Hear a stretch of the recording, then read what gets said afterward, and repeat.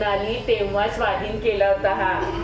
म्हणाली बर का ग जान्हवी, या 100-125 रुपये आहेत, जपून ठेव. शिवाय एक चांदीची डबी आहे, काजळाची बोंडलं आहे, तुमच्याच वेळचं मोलाचं धन ते, कुणाच्या हाती नको पडायला. विजया राजाध्यक्षांची कथा आहे ही ओरिजिनली, जी विपुल महागावकरांनी त्याचं नाट्य रूपांतर केलेलं आहे. पण आम्ही हा एक प्रायोगिक नाटकाचा हा प्रयत्न आहे आमचा, की काही विषय लोकांपर्यंत पोहोचणं फार गरजेचं आहे, की जुन्या पिढीने कशा प्रकारे प्रवास केला हा लोकांपर्यंत पोचायला हवा, आणि तो पोचवण्याचा आमचा एक टीमवर्कने आम्ही हा प्रयत्न करतोय. माझी ही आवडती कथा आहे. विपुलसारखा तरुण दिग्दर्शक इतक्या ताकदीनं हे सगळं करू शकतो. पैशांना एक किंमत असते, ती म्हणजे 100 रुपयाची नोट आहे म्हणून नाही, तर त्याला एक वेगळी किंमत असते. जर ती आईने दिलेली असेल तर त्याला एक व्हॅल्यू आहे, जर आजीने दिलेली आहे त्याला एक व्हॅल्यू आहे. तसंच नाटकातल्या या आजीलासुद्धा तिच्या काळातल्या पैशांची व्हॅल्यू आहे, जी कदाचित त्या पैशाने आज काही घेता येणार नाही, काही खरेदी करता येणार नाही, पण त्याला एक व्हॅल्यू आहे. पण आज असं झालं आहे की आपण तीच व्हॅल्यू कुठेतरी म्हणजे हरवली आहे, आणि आपण पैसा म्हणून आपण सगळीकडे मिरवतो किंवा आपण खूप काही घेतो, खर्च करतो, पण त्यालासुद्धा एक कुठेतरी इमोशनल टच आहे, एक व्हॅल्यू आहे, हे आपण पूर्णपणे विसरतो. इथे होती ना तेव्हा सुद्धा सारखी काय काय घेऊन यायची. कुठे मला साडीचं आण, नाही एखादं पेनच आण, असल्या प्रिंटवाल्या चादरी आण, निशी राहूसाठी कुडते आण. म्हणजे तिला काही कमी नव्हतं, पण म्हणून किती द्यायचं.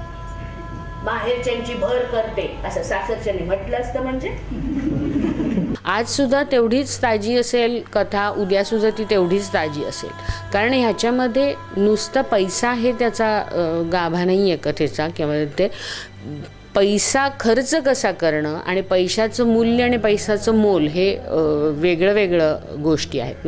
आम्ही नेहमी म्हणतो तसं की पैसा तुम्ही खर्च कसा करता याच्यातनं तुमची संस्कृती दिसते.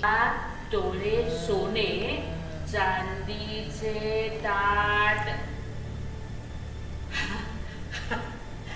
आमच्या लग्नाच्या वेळच्या याद्या, अक्षर पुसत झाली आहेत, नीट वाचता येत नाहीये, पण मला आठवते ना सगळं.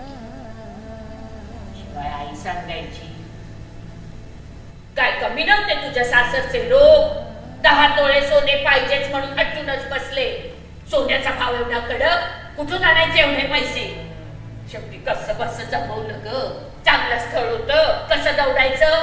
बिलवर पाटल्या तोडे सगळे जिन्नस घातले तुझ्या अंगावर, तू मोडलेस ते नंतर. पैशाची गोष्ट या एक पात्री नाटकासाठी अभिनेत्री इला वाटे यांना सुद्धा सर्वोत्कृष्ट अभिनेत्रीचा बहुमान मिळाला.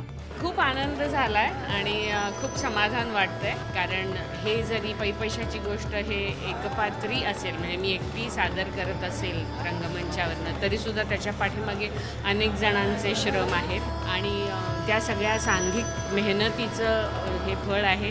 ते इला भाटेंचा अभिनय पण अप्रतिम, खूप सुंदर.